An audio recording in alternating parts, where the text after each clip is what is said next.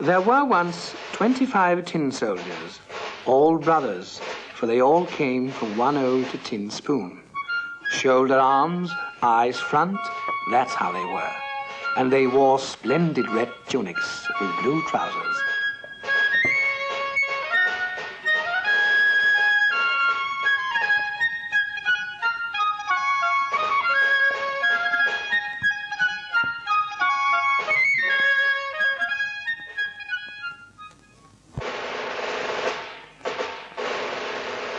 The very first thing they ever heard when the lid was taken off the box in which they were lying was, "Tin soldiers!" It was a little boy who shouted this. He had been given them for his birthday, and now he was putting them up on the table.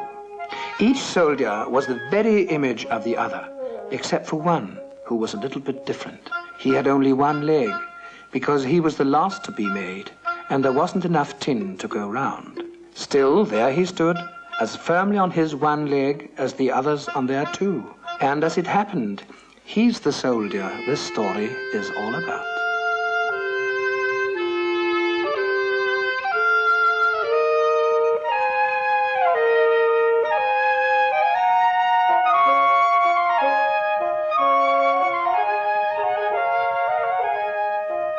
There were a lot of other toys on the table where the tin soldiers had been put up, but the one you noticed first was a beautiful castle. Through its tiny windows, you could see right into the rooms.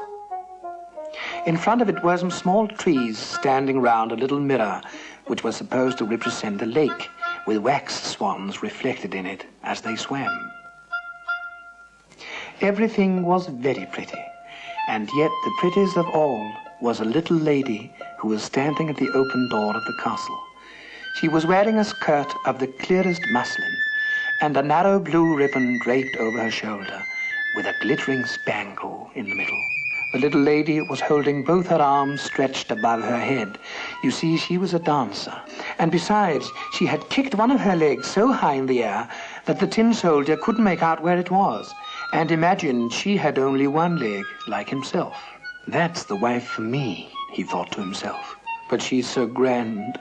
She lives in a castle. I've only got a box, and there are 25 of us to that. It's no place for her. All the same, I must see if I can't get to know her." Then he lay down at full length behind a big box. From here he could keep his eyes on the elegant little lady who continued to stand on one leg without losing